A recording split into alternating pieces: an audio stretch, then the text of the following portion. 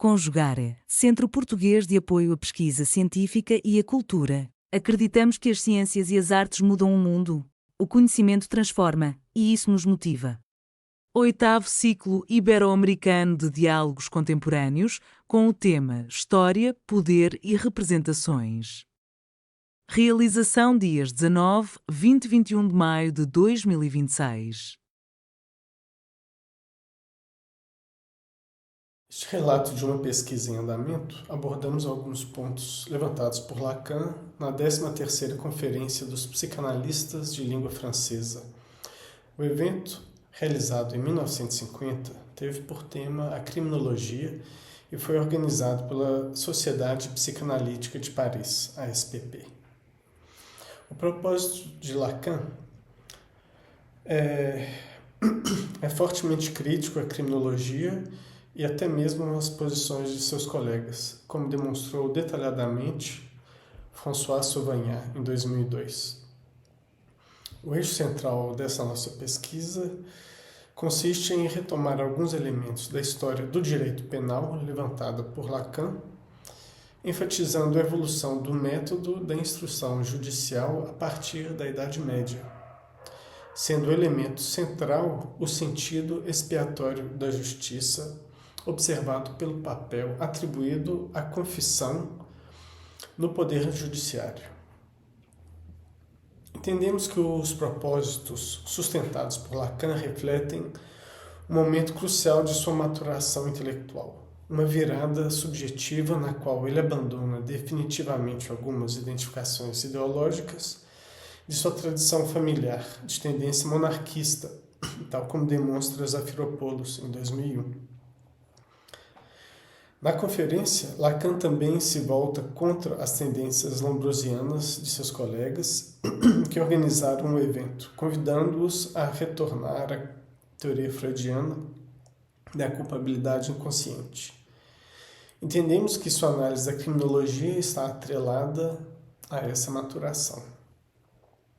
Essa posição ideológica dos membros da SPP se exprime na participação de Dall'Oom como debatedor. O convidado era uma figura já conhecida dos meios acadêmicos, talvez menos por sua importância intelectual que pelas suas afiliações institucionais religiosas, próximas a Maurras. Dall'Oom era o articulador do 2º Congresso Internacional de Criminologia, grande evento que aconteceria no mesmo ano, 4 meses após a Conferência dos Psicanalistas. Dall'Oom pedia ajuda a estes últimos, encomendando-os um método de aplicação das disciplinas criminológicas já existentes, como a biologia, a sociologia e a psicologia, método que, uma vez instaurado, permitiria supostamente solucionar qualquer crime, tomando do poder judiciário a função da instrução judicial e dispensando o uso da confissão, observou Sauvagnat. Vamos passar rapidamente pela evolução histórica do judiciário indicada por Lacan, localizando sua relação com o inconsciente. Buscaremos indicar a relação da ideologia da criminologia com o status da confissão na instrução. Lacan retoma essa história a partir do ordalho, passando pela tortura judicial e sua abolição, no seguinte trecho de sua apresentação, sobre o qual faremos algumas reflexões em seguida. Começando nas sociedades religiosas, pelas provas do ordalho ou do juramento solene, o culpado se revela pela força de uma crença para a qual ele oferece o seu destino, no julgamento de Deus.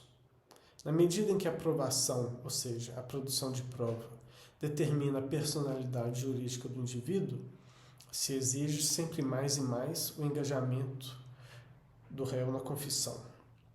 Por isso, a evolução humanista do direito na Europa, gestado a partir do direito romano, descoberto pela Escola de Bolonha, até a captação de toda a justiça pelos legistas reais e a universalização do direito da agentes coincide no tempo e no espaço com a difusão da tortura inaugurada em Bolonha, como meio de provação do crime.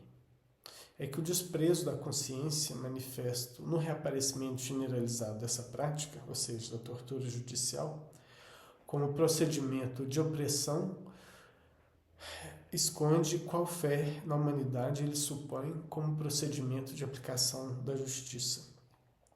Se foi precisamente quando nossa sociedade promoveu os direitos humanos, ideologicamente fundados na abstração do seu ser natural, que a tortura judicial foi abandonada, não foi por um abrandamento da moral, o que seria dificilmente sustentável na perspectiva histórica do século XIX.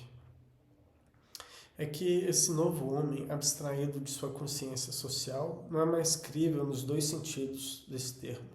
Ou seja, não sendo mais pecaminoso, não se pode dar fé à sua existência como criminoso ou à sua confissão. Agora vamos abrir alguns comentários a respeito dessa passagem, que de fato é um tanto complexa e difícil, principalmente para quem não é familiarizado com essa área da história do direito penal. Após a queda do Império Romano por volta do século V, o sistema de produção de provas baseado na tortura judicial foi substituído pelo ordalho, até que na passagem do século XII para o XIII, nos diz a historiadora Arang, a tortura judicial foi retomada a partir de Bolonha. Na atualidade, é verdade, o significante de tortura remete a uma prática criminosa e descontrolada. Quando foi retomada, contudo, era regulamentada, limitada e fiscalizada. À época, esse método de instrução judicial não era sequer chamado de tortura, mas de questão. O juiz que conduzia o rito não podia permitir que o réu fosse ferido, ao contrário do que se chamava efetivamente por tortura e que se aplicava juridicamente como pena. Que não quer dizer que não houveram excessos terríveis, como salientou a historiadora. À época, o juiz não podia condenar sem prova, mesmo em posse de um forte conjunto de indícios e testemunhos auxiliares, estando, por isso, intimamente convencido da culpabilidade do acusado. A tortura como meio de produção de provas era então justificada como um método de extração da verdade jurídica. E caso o réu resistisse, ele deveria ser inocentado e liberado. Entendemos hoje que qualquer abordagem judicial dessa natureza é por inúmeros motivos indefensável e que deve ser combatida por todos os meios. A abolição da tortura judicial, no entanto, não foi motivada exatamente por uma sensibilidade à dignidade humana, ou, nos termos de Lacan, por conta de um abrandamento dos costumes. Ela também não foi abolida porque se entendeu que essa prática era desnecessária para a efetividade da justiça na manutenção do laço social, mas simplesmente porque a palavra do sujeito, a confissão, não tinha mais qualquer relevância para a nova concepção da justiça. A mudança de pensamento promovida na modernidade transformou também o sentido da justiça, pois se até a Idade Média, ou até o início da Idade Média, sua função principal era a manutenção do laço social, ela foi subvertida e passou a servir ao controle social do mercado de mão de obra. Lacan faz referência aos trabalhos de Georg Rush para afirmar que uma civilização na qual, estou citando ele, os ideais serão sempre mais utilitários, engajada como é no movimento acelerado da produção, não se pode mais conhecer mais nada da significação expiatória do castigo. Ele ainda completa afirmando que os ideais do humanismo que aboliram a tortura judicial se anularam no utilitarismo. A tortura judicial começou a ser abolida no século XVIII, menos por uma sensibilidade humanista do que por uma transformação utilitarista das instituições, o que se traduziu no direito penal pelo que Jalamion disse em 2003, ou chamou em 2003, de uma artimanha do judiciário. Até determinado momento da Idade Média, a confissão era um instrumento da liberação da palavra, ou ela era entendida assim, que se traduzia no discurso religioso como uma ferramenta de extração do mal, de dentro do criminoso. O que, em termos psicanalíticos, observou Hayek, remete, então, à confissão como o primeiro movimento permitindo a associação dos elementos inconscientes ao ato. A confissão também simboliza o arrependimento, contudo, ela precisa repetir em palavras o ato, trazendo de volta os afetos da situação.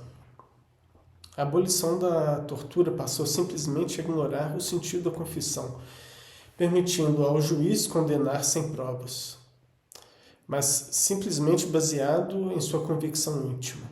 Essa mudança privou o judiciário de sua prioridade expiatória, reservando seu uso como um instrumento do utilitarismo econômico.